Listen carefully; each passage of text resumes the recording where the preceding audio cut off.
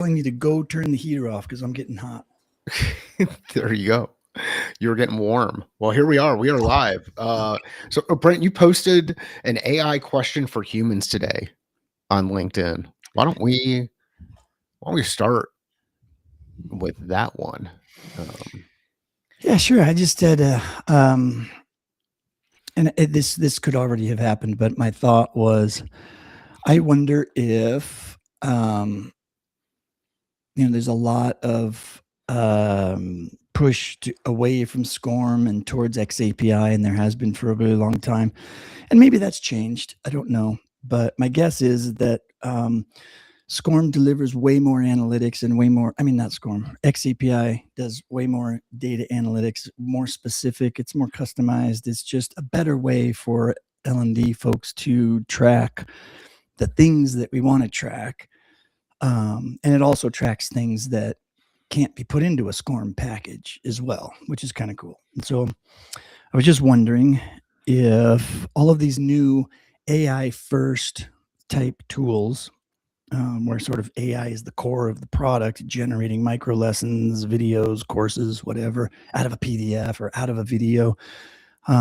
If the thing that it generated automatically just put some XAPI code in as well, based on whatever the output is, because it's light code. XAPI code isn't heavy. It's not a burden. I think the AI is probably generating output with way more code, way more bulky code and heavier than any additional XAPI would add to it. So I don't know. It seems to me like it would help two things. It would help the adoption of XAPI, and it would also help get L&D professionals that thing that they really want, which is more better data. Who cares about XAPI adoption?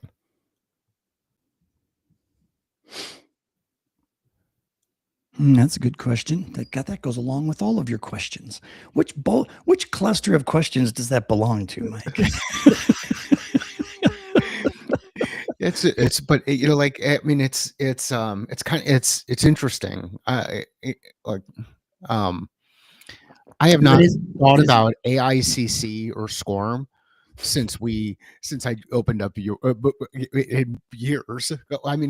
It pops up every once in a while, but I can not think of a situation where somebody in a meeting that I've been a part of recently has brought up, and it's the type of meeting though, but it's like AICC or AICC, SCORM, XAPI. Now, granted, we get into our own bubbles here when we start focusing on it. We've got some people, there's somebody shouting right now at their screen, Simmons, this is what happens when we bring outsiders in to have conversations at the adult table around what happens in learning. Come on, you should be all over this.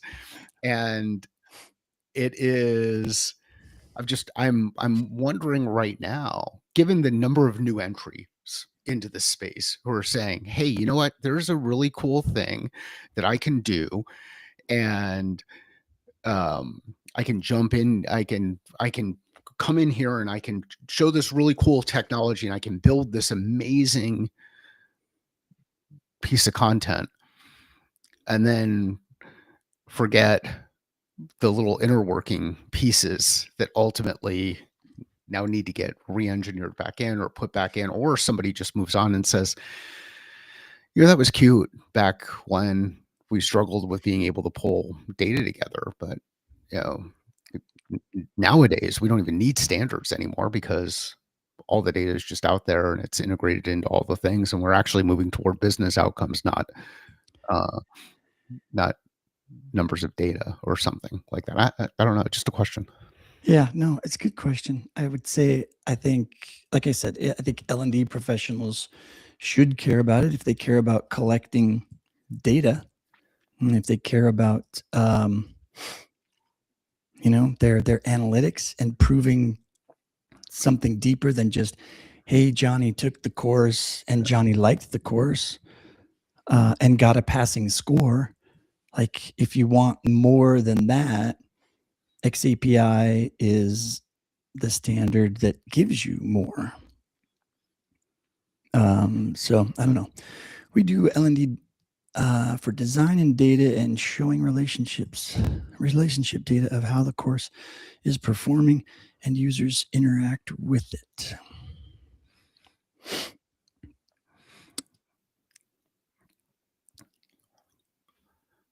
First of all, hello, Wendy. Hello, Craig. Hello, Iqbal. Sorry. More coffee. Yeah. It's hump day. So and we did get Craig to shout. This is the advantage of him driving today. He's driving, so he's only listening, and now he really wants to chime in. So he pulled over. So this is what's happening. We're creating tension across the audience.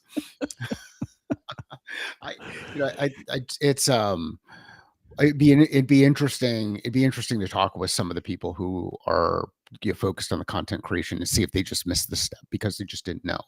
Yeah, well, I'll tell you that the ones that are probably currently growing, or they're successful enough, they have enough customers to be generating revenue. Yep. They've probably talked to a ton of customers, and it would be interesting to hear directly from them as to why or why not that was a good question that I posed. And that's why I posed it as a question. I don't know the answer to it at all. I want to hear what people are saying. So that's why I put it out there. So my hope is somebody like Ryan from CoAssemble, or any of the other tools that are out there that are new, the folks from Tappable, the folks from any one of the other AI first, AI generation tools that are out there. Let me know. Maybe people just aren't seeing that. Maybe there's other ways that data is being collected right now. I just don't know. I don't know what the sentiment is out there. Yeah, maybe I'm just dating myself. Maybe XAPI is just so old now that it's becoming as rusty and cranky and old as SCORM.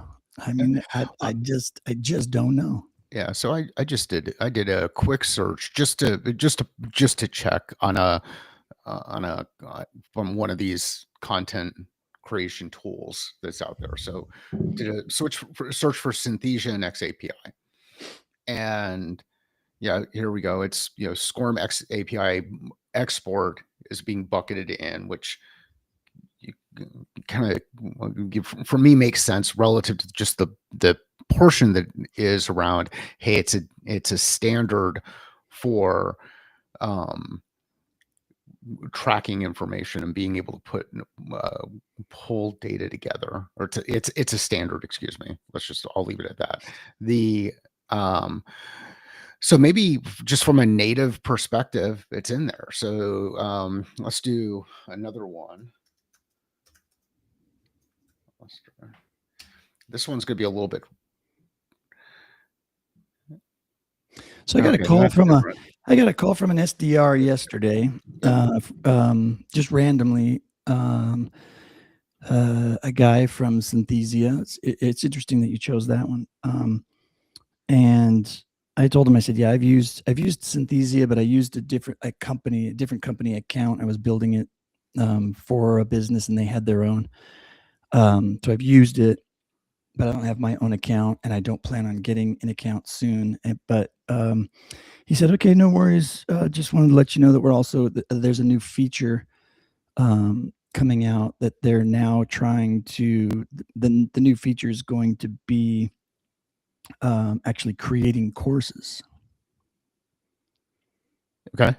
And or creating micro learning courses or lessons, or can't remember the word he used, but basically they're getting more into the L&D space. And I think I remember having there's interesting, this just dawned on me. I was having a conversation, I think maybe it was Mark Shepard I'm not sure, but he was mentioning it that in the early days of Synthesia showing up at our L&D events, they didn't really have an L&D or a training component. It was just videos. Here's how you create Yeah. the video that you're going to put into your course or put into your training. And they didn't really have any sort of plan to get into the stuff that L&D people create. Well, apparently that changed. Somebody influenced somebody, and now part of their product set is going to be a content generation tool as a lesson, micro lesson, course, whatever they want to call it. So it'll be interesting to see what their tool looks like. I'm just dropping in comments from folks who are engaged in the chat. It is, like, so just as you think about the way that different people take on communication, and again, the importance of staying focused in a niche and pulling together a specific audience and the experts knowing what the experts know and whatnot. When you first said content creation, I was thinking people who are out there creating content, not organizations who are accelerating the development of courses, right? So, Yeah. and it's just an interpretation of the question and context. So that's where I think we kind of go in, and it's like everybody should care about X. Well, API. No, everybody should care about X. And there are a lot of people. Yeah, there you go. It's early on a Wednesday, and it deep into the first cup of coffee. So we get into this whole thing around everybody cares about this. Maybe they don't. And then the next question is, do they need to? And then the next question beyond it is then who in the chain needs to, so that you're able to do what Wendy had highlighted here in her one of her comments that it put up here, which is this. Hey, it helps make it the connection to the business results more directly. It's the stuff that happens in the background that you don't know that's really happening in the background. And the reality is, nobody. People are going to take this wrong. Craig's going to start yelling at the car again. I know what you're going to say. Just say it. Just put it out there, man. There's going to be nobody cares. Like there in certain functional areas. Yeah. But everybody cares that you care. Yeah. And that's right. There's nuance there, right? Like nobody cares about that, but they do care about the thing that they're trying to get in. And Seth Godin talks about this, and I forget what book it was that he talked about. It was the whole, hey, nobody, wants to go buy 3/4 inch drill bit, or whatever. Like they don't want to go out and buy the drill bit. What they do want is they want the hole in the wall. Well, they don't really want the hole in the wall. What they want is the hole in the wall so that they can put something in there to hang the picture. So really what they want is to be able to hang the picture. They don't care about all the minutia that gets them to the point where they get to the picture, but they do care that somebody is in that Home Depot who they can talk to, or that Lowe's or the Ace Hardware or whoever else you go to. But they go in and they have a conversation with someone who has some deep experience, who cares, and can ask the question of you around, really, what's the thing that you're trying to do? Like, how heavy is that frame? Yeah. What kind of wall do you have? Do you know? Yeah. All of that stuff. I think you're right. I'd forgotten about that little anecdote from Seth Godin, but that is a really good one. And I think to take that a little bit further, it's the questioning part, right?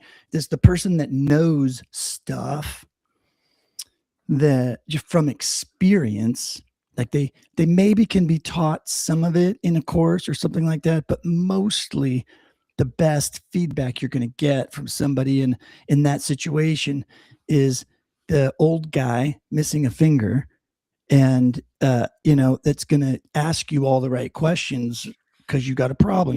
I got this big picture and I need to hang it on the wall. Oh, what do I need to do that? He's going to ask you all sorts of questions, way more than the 18-year-old that's never held a hammer, So, yeah. So it's an interesting It's a good analogy. I'm going to hopefully make note of that in the back of my brain and There you go. use Make it. note of it, and then think about the benefit, because how many times have you gone to the hardware store or wherever to pick up something, and then when you got home and you started doing the thing, you realized, oh crap! Well, I was supposed to bring this other thing. I needed this other thing. And you're kind of like, God, I wish the 18-year-old would have just told me that I needed all these other things. And yeah, it happens. And I think if there's a piece to take away, just to connect the dots here a little bit, even a little bit further, is remember, it's important that you take your job seriously and focus on the detail and get the information that's out, even if people don't understand where you're going with it. Right. Well, yeah, let me, before I got off on that tangent, let me go back to what Wendy said too, the business results and see the correlation. I don't think we really closed out that loop, but she's absolutely right. And XAPI does help you do that. And if you're a good instructional designer, when you're building the content, you know ahead of time what the business need is, what the business KPIs are, and you then in turn develop your solution, or you design and develop your content to be sure that it impacts that, but then to be able to track that it's done that and make the connection. You can make custom API calls and sends and whatnot, and tags, code, metadata, whatever, and send it so you know exactly what content is attached to what business KPI. And if you're adminning your LRS properly, you've got all of the business KPIs already in there, mapped to some sort of skill set or some sort of collection of tasks or things that need to be done. And then you have the corresponding course, tool, micro lesson, whatever curriculum that's using XAPI to map directly to this person practiced this thing 50 times, it has shown proficiency, therefore they are proficient at and solving this particular KPI problem, issue, whatever. And for everybody who's kind of wondering, hey, why are we worried about the details when it comes to standard tier and tracking? The thing that helped me get a better understanding of this back in the day was it before the Railway Information Act was passed. You'd have narrow gauge and standard gauge and different gauge rail tracks that would exist in different territories and different states. So you think about the complexity of that. It's all, I mean, heck, to the person walking around the street or walking on the road or riding the horse, all the trains look the same. But the track that those trains are on is a little bit different before the standards were put in place. And you think about the waste that gets created. We're talking about trains and we're talking about railroad tracks, but when you get to the nuance and the detail of having to go across country, some things just don't connect with each other. So this is why the standards are so important in this space, because we need those things to connect so that we can have those conversations like the ones that Brent and Wendy are referring to here. Standards are good. Sometimes they can feel kind of heavy and constraining, but yeah, if you don't have them, all sorts of problems arise. And I think for most of us, that's probably just kind of a, yeah, duh, Brent, move on. So one of our standards is that we would go into the news.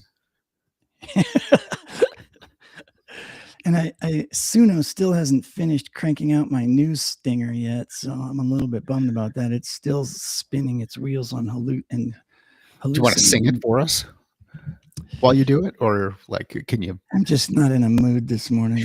Just just not there. All right. So what's in the news today, Brian? Let me get a quick cut and paste here. Copy, paste, bam. Let me do a quick magic sharing of the Gemini.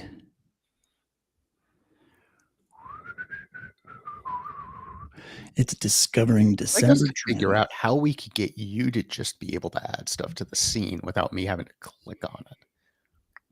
Maybe that's another one of these things that we need to add to our List list of of requirements. features. So if anybody's else, if anybody's watching this and you happen to have a great streaming tool that is just latest and greatest, and you would love to have us use that tool, just watch us in our use cases and some of the challenges that we run into, and you can help us solve some interesting things. So here we go. I'm not going to do. Actually, here we go. Excellent. You do the news voice this time and you read it. No, you're the reader. Dang it! All right. I give Now on, you the you have to be music. the We're sound working effect together. man. We're tag teaming this thing. Okay. that was good, by the way. That was very good. News for Wednesday, December 10th, 2025, including breaking headlines from the last 24 hours and key industry reports released this month. Breaking news, December 9th and 10th. New regulatory push on AI training data. Learning as a moral imperative. I saw somebody mention that on LinkedIn this morning, and that was something that I thought we should talk about. Wow. But let's stick a pin in that for now. All right. Microsoft's $17.5 billion AI investment. Major industry shifts and reports. The reskilling reality check. That was the other thing that I thought we should probably talk about too. This whole skills thing. The skills crisis. Oh, that's a good one. There's the marketing flavor we were looking for. It's a crisis. It's out of control. Budgeting and spending trends. Spending is up, but targeted. AI budget allocation.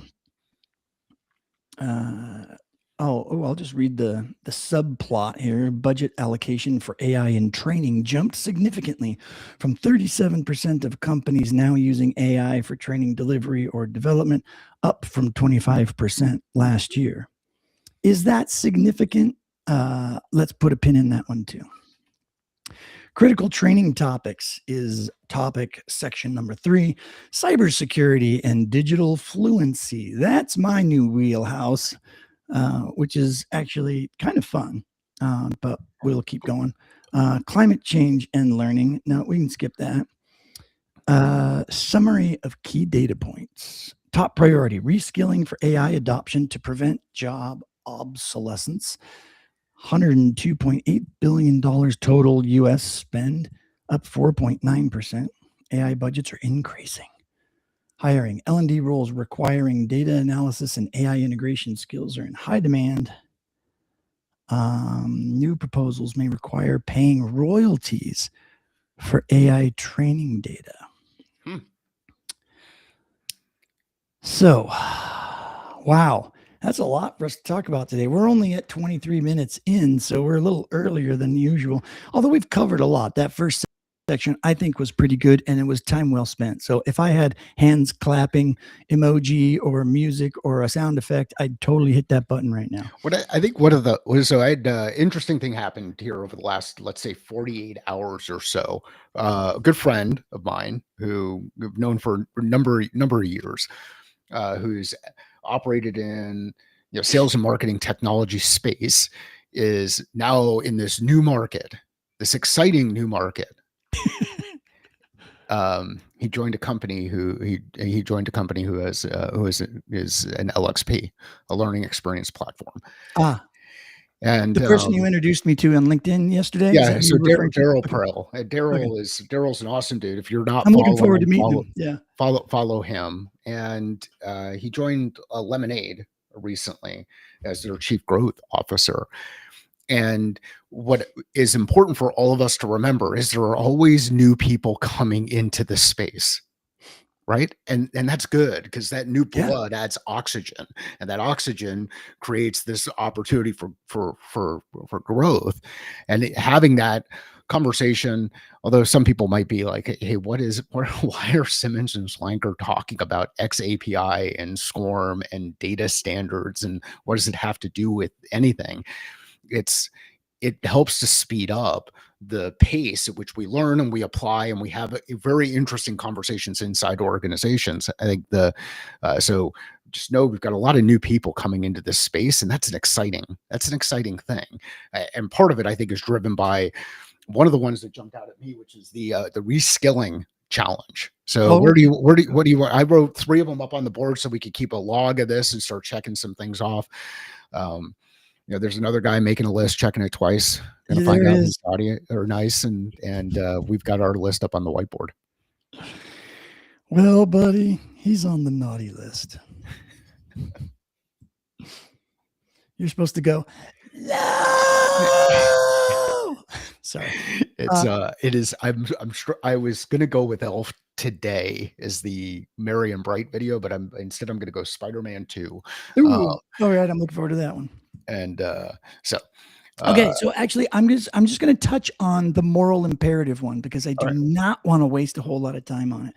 I just want to say that God bless you all for like really feeling that connected to what we do and what the mission of learning and development and the thing that we do, and to believe so deeply in it that it to you want businesses to inject a morality into what they do.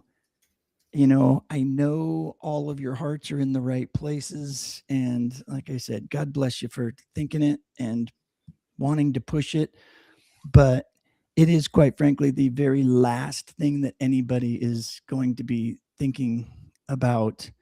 You either are a person of high moral character and you function that way, or you're not.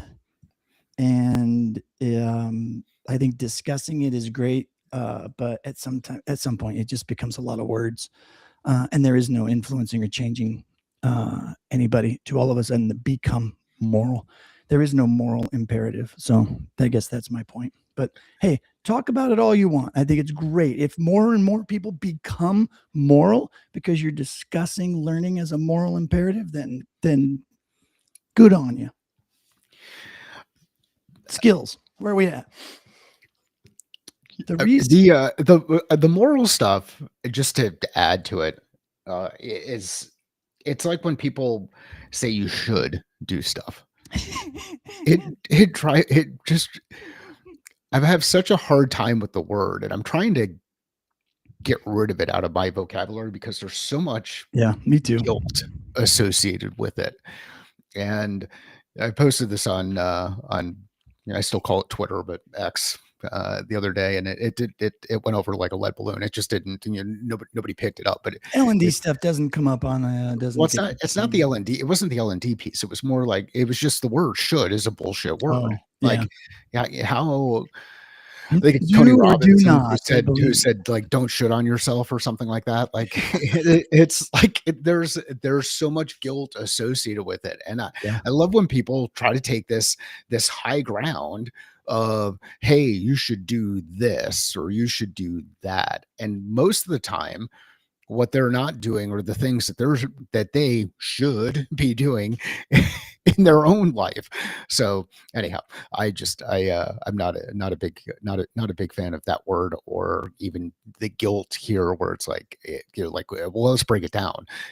Give us your quote. What is learning, Brent? Training is an event, learning is a process. Technology supports them both, and performance improvement is our ultimate goal. There you go. All right, on to the next. All right. So the reskilling reality check. I'll just ask the question again because when the whole skills thing came up, I was one of those people that had to scratch my head and go, excuse me, I'm the guy in the back row.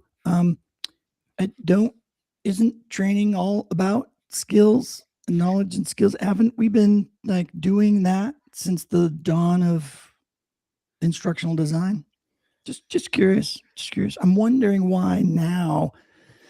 Not only is it a trend and a conversation, but now why is it a crisis? Crisis, I will, crisis get clicks.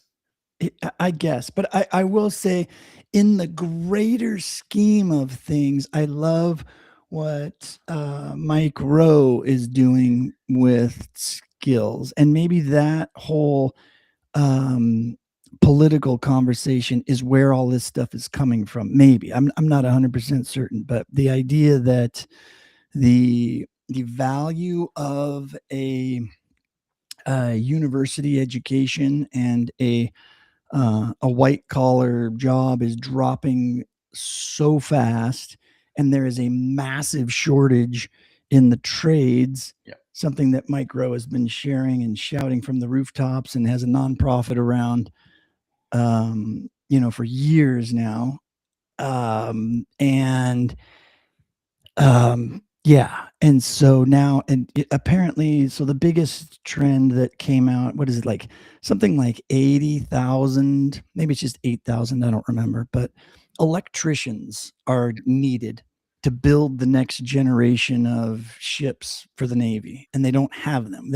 There aren't enough people with electrical skills at doing electrical stuff to fill all of the jobs that are necessary, and they're great paying jobs. So I remember hearing stories too about welders making 200 plus K a year. Yeah. And that it's legit to be in the trades. So maybe that's where we've kind of clamped on, and we've seen opportunities there in applying our instructional design and L&D skills to helping people learn those skills. And then maybe we've kind of transitioned that also into the workforce. I don't know. And maybe it could be the AI thing too. Maybe everybody's, myself included, that, hey, when you're implementing all of this AI stuff in your company, you're forgetting about all of the people that need to learn how to use it, learn how to apply it, learn how to, if you want them to become more efficient using it, and you want the AI to be a productive part of the business, people still have to use it. I mean, the AI does a lot of stuff on its own, but not everything. Somebody has to engage it, check it, review it, the human in the loop, as they say. Yeah. So what are your thoughts on skills, Mike? Did I cover everything? It's just for me, and I've put this out now for a while. The mindset, skill set, tool set, in that order always. And mindset for me is attitude, belief, clarity of definition, ABC. Morality. Say that again. Morality. Yeah, well, just attitude, belief, clarity of definition. So whatever. I mean, you can have, if that ends up being the focus inside the business, which is, it's our moral obligation to upskill, or create space for people to be upskilled in order to help the business go or move in a given direction, or maybe whatever. And again, however they define their morals inside their organization. And I'd actually have to look up the definition of moral, like what is moral. They might say that, hey, our is one of our morals is delivering shareholder value, whatever it is, but everybody will have their own kind of version. And that's the cool thing about fit, is you can, if you know what they are and behavior aligns with the words that are being used, then you can determine, am I in the right place or am I not in the right place? I think the hard part, and this gets into the this is going to drive a lot of people nuts, but there was a commercial way back when. It was I think what the story was around, like, Democrats on an escalator. Did you ever see the video around that? I'm not. You have to give me a little bit more to go on. So anyway, it's again, I mean, as much as this, I'm saying political, but whatever. So basically, the escalator stops, and there are a couple of people that are on the escalator, and they're like, God, I can't put up with this. Like, how does this happen to me? Like, I'm stuck. Can someone come and help me? Like, literally standing on an escalator, yelling, shouting, can someone come and help me? Yeah. And for those of you who've maybe it's been a while since you've been on an escalator, but an escalator is really a moving staircase. Just for clarity of definition, like and visual, it's a moving staircase, and they're yelling. Whoever it is, in whatever role, is yelling, saying, "I need help. Come and fix this. Make this moving staircase move." Rather than just put one foot in front of the other and walk up the frickin' steps. Yeah. Now, I get it if, let's say, you're in a situation where you can't walk, right? And you just happen to be on there. Now you're stuck. But that's unique. But if you've got the ability to move your feet, move your feet. Like take ownership. And if you're looking around for your organization to upskill or reskill you, I think you're looking in the wrong place. Um, anyhow, way to get me No, on a it's good. soapbox. We got a couple great comments too. I just wanted to pick out two so they don't. So Craig and Wendy don't think we're ignoring them. We are not. So I hope you guys don't think that. But yeah, Craig, I think your point is well taken. Isn't morality just baked into the idea of L&D inherently? And I would say, yeah, the fact that the business is putting resources and money towards a learning and development team or organization is probably, yes, probably about as moral as a business needs to be. They also maybe give their employees health benefits and blah blah blah, all the other things that companies do. If we're going to get into that moral conversation, I think there's plenty that businesses do. Now, the question of whether or not they do it well or not, it can be talked about and whatever. But yeah, I don't think it needs to be an issue that's discussed. So I'm going to bow out of those conversations. And then Wendy added, which I think is a fantastic comment. The call out there is companies saying everyone go use AI, but not enough oversight to say what the company needs as a whole to train the skills needed. Yes, yes, yes, and yes.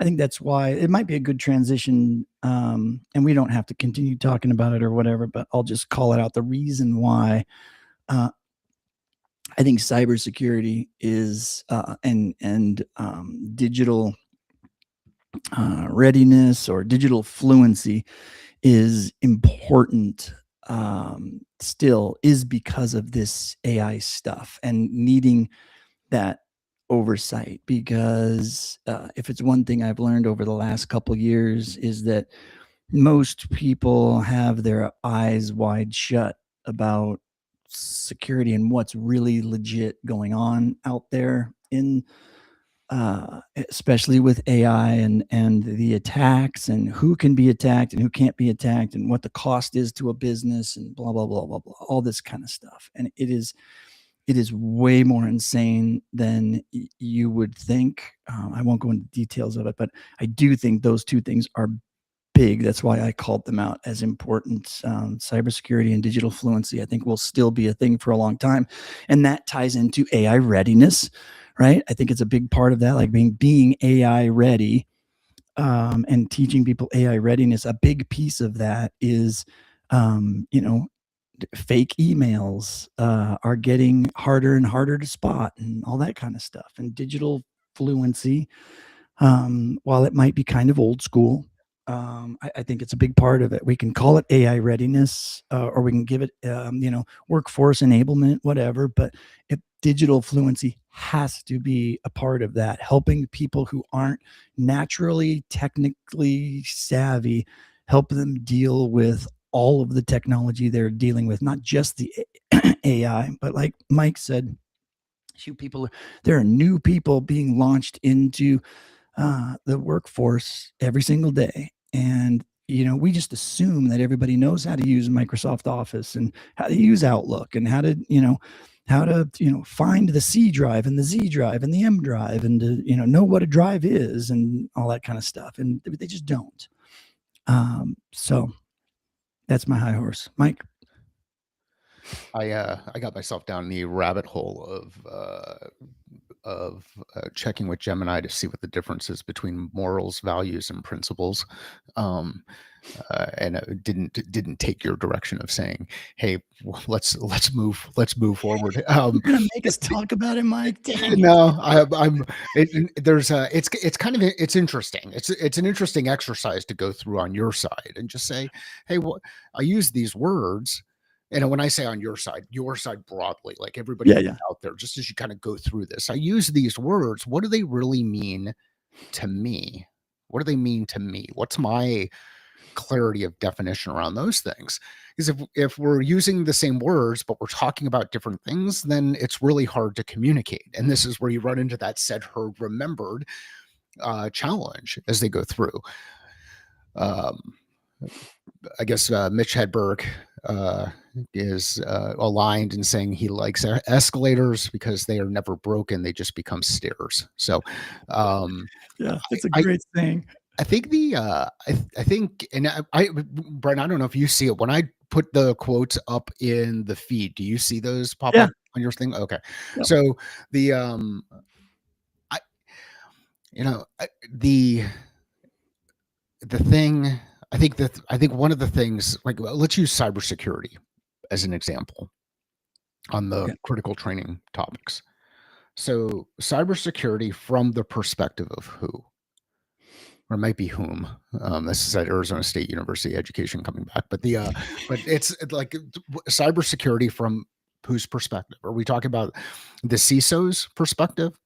Are we talking about someone in a very technical role? Are we talking about a developer? Are we talking about dealing with aging family members and how sophisticated the attacks are coming at a human level? Like, what's the thing that we're looking at there, and how do we define it? And I think this is why the roles that, yeah, folks who are listening to this and engaged in this and that we're building this thing for, that our roles are so important, mhm. because that level of clarity needs to be identified so that you don't build in the wrong direction. Yeah, well, And understanding who your audience is, right? I mean, there you everybody go. knows in our world assessment, you have to do the assessment. I think we talked about this yesterday.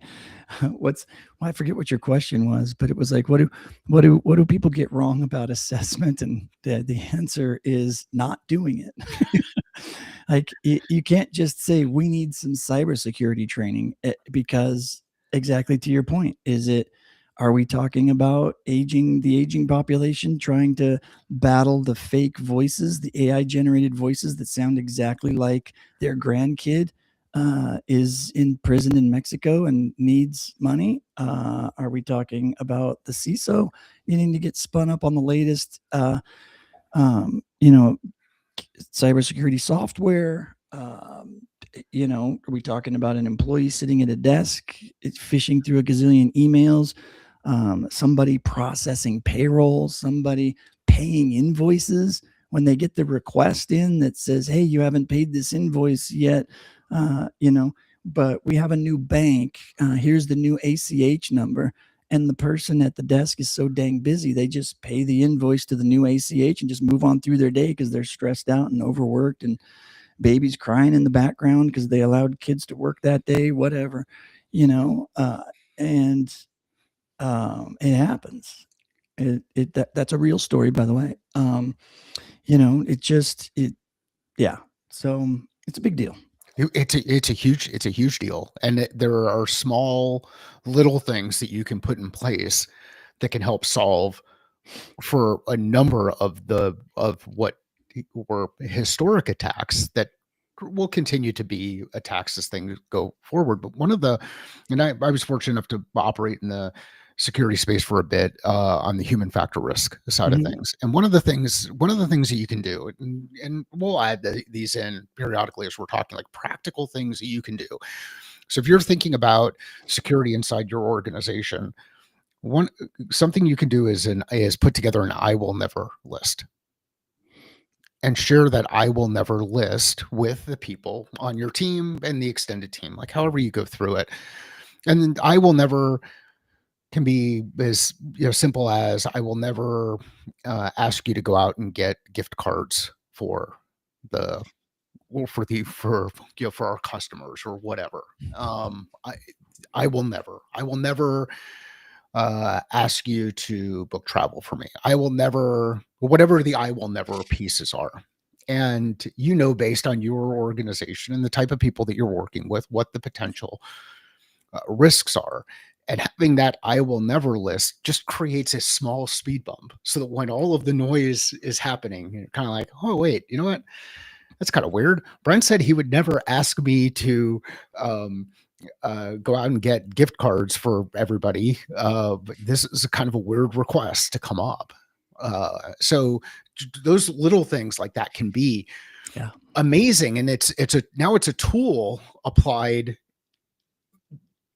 in the context of workflow, not this long drawn out training that requires you to go to offsite for 3 days and be away from family or be stuck in one of those and I know we've all done it, like any of the compliance courses where you're hitting next and you get flagged for hitting next too many times or too fast. Like there's no way you could have read all of the wall of text in that period of time. Now they give you a little bar that goes across. It's like you can't click that next button until the bar is already down to 0. Or they just don't even make the next button clickable until a certain amount of time has gone by. We know that your eye contact is moved to another tab on your computer, or you're not paying attention. That's the worst. Yeah. But it's like we why know aren't you these sitting things in front of your computer anymore. we know these things, and that's why we smile about them. We have fun with them, and we figure out, like, what do we want to do? We want to help people perform. Yeah, we want to help people perform. Right. And just going through that basic question: is this helping someone perform their job? Yes or no? If no, then what are we doing? Okay. And if it's, there might be some other requirement that's out there, but let's make sure that they're agreed upon requirements, not just because someone said, hey, go do that. Yeah, absolutely. And I think that is probably, did we miss anything else? Was there something else we wanted to talk about? That 25 to 37% increase. We can touch on that. It's a big increase. So it goes 25 to 37%, which is a big jump. I mean, going from 25% to 37% basically means that we increased by 50% during that period of time. Right? Well, yeah. Depending on how the data is organized. So I was just going to say, so this is one of those points where we're going to, I was going to say educate you, but maybe for most of the people listening or seeing this later, just another reminder that when you look and you see that data and you see things like that are reported and it's a headline and all that kind of stuff, you have got to go in and dig deeper. At the very least, be skeptical and then just move on and don't worry about it. But if you're going to be writing articles and saying, holy crap, this is amazing and blah, blah, blah, and you're going to go on and pontificate about it, get the details first and figure it out. So I'm trying to find where it was. Was it this one? We're going to apply a little bit this thing that we used to talk about back in the day, which Craig said we should name the show back in the day. We totally should. It was a thought I had. we used to do this thing. It was called critical thinking. There's a comedian that has a shtick about that. It keeps showing up on my Instagram feeds. It's a woman comedian. She was like, something crazy about that Gen X. There was like, they were just so crazy. Like back, it's like they had this thing, and there was a word, but I couldn't remember. It's like, oh yeah, critical thinking. I saw one the other day where it was like, yeah, we used to drink water out of the hose. Yeah. Like, what? You didn't have cups? Like, yeah. Somebody making fun of us for doing it, but hell yeah, we did that all day long. We did. Yeah, there's nothing like that hose taste in water, right? Like what it is. You know what it is. You know it when you taste it, especially in Arizona. Arizona has a very uniquely flavored water source. For sure. But yeah, you get kicked out of the house and it's like, don't come home until dinner. Go find something to do. There you go.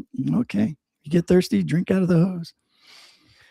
And So whatever you yeah, do, so make sure these your neighbors don't percentages. see it. Sorry, yeah, we've gone way off the rails. But what else did we want to talk about besides So that's a so big let's number? do this 37% now using AI for training or delivery, up from 25% last year. So like so this is so the piece that kind of jumped out is you had said, hey, is that significant? Is it Yes. significant? So if and we'd have to go into the data and the math here, but based on the way that they're presenting it, that's about a 50% increase year over year, correct? Correct, but it depends on how the question was asked. And let's just say, for example, they're spending on an LMS. Yep. Last year or 2 years ago, they did not have AI integrated into that LMS, but they were paying for it. Now they're still paying the same amount for the same LMS, but now it has AI. And so the person going in and filling this out is like, oh, yeah, we use AI in our training. It's in our LMS. So they check the box. Yes, we're now using AI. Uh, you know, so really did the budget spend go up?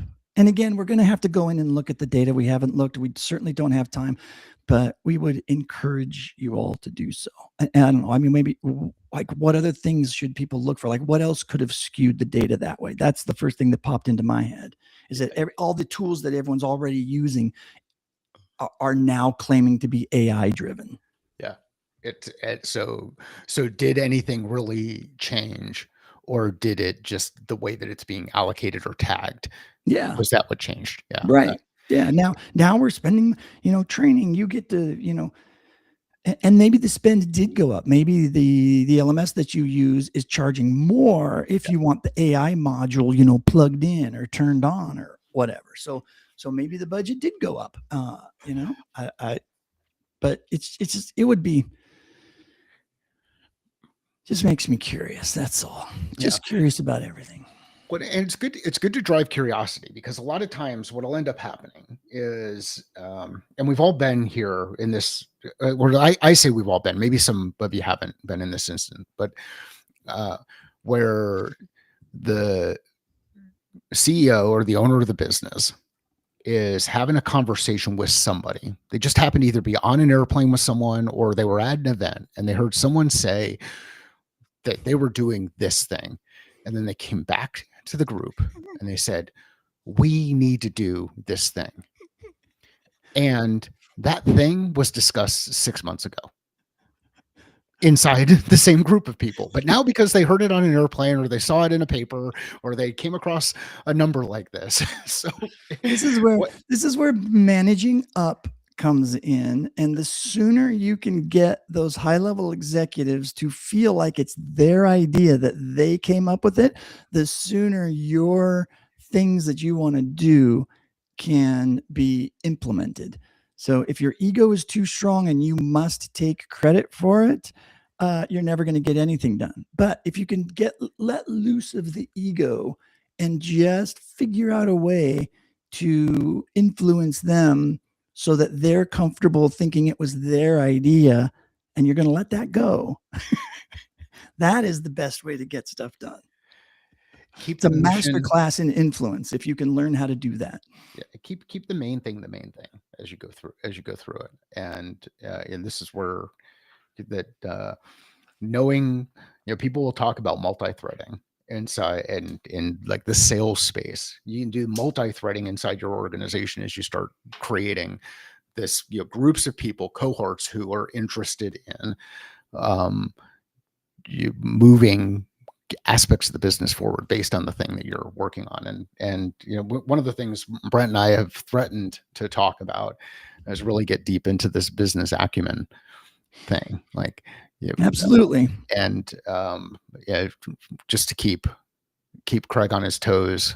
And we're going to say, yeah, we'll get to that, and then it'll go on a list, and at some point in time we'll get to the list and we'll check back that thing. I love the seed planting, Wendy. Thank you. She says, look at the market, say moving from 5 vendors to one spend more for all inclusive. So if if you're with a company that's aggregating a whole bunch of small businesses, if it's acquiring a bunch of them, how does that how does that skew your spend, the department spend? If it's one tool now versus 5 tools, it's like, wow, we reduced our tool spend from 6 different things down to one thing. It's good for the business, but you look at this data and it says they're spending more. So if I was a CEO, I'd look at this and go, what? Why is the training department spending more money? It's a cost center. I didn't approve more. I didn't approve we're not growing by 25%. How come we're spending 25% more? Yeah. Well, and then the other one's really good. Like if your budget's $100 and now you're spending 125, that's a big different. It's a bit different than someone who's got $1 million budget and theirs increased by 10%, right? Like let's understand. It's the beauty in these numbers and percentages. What's the that old saying, lies, damn lies, and statistics. Yeah. So Brent, we are at 6:56. Yeah, we are. We do push the limits these days, don't we? Well, we went from keeping it under 30 to saying, hey, let's shoot for 45, and now we've gone 2 days in a row where we've come close to that hour. Yeah, but that's okay. But if anybody, speaking of business semantics, business acumen, and understanding a little bit about L&D and the history and a crash course overview, reach out to me on LinkedIn. I have a landing page set up and for a workshop that I'm going to run. I'm going to run a short pilot next Thursday, not tomorrow, but next Thursday. And so even if I have to just run it for myself, I will. But it forces me to get the job done and to get the workshop created. So if anybody wants to, or people, SDRs, salespeople, a new manager that came over from operations that doesn't know anything about L&D, I can help spin people up really, really fast, and we'll have a good time doing it. Make sure you check it out. Brent, we'll see you tomorrow morning. Yes, we will. All right. Thanks, everyone. For sure.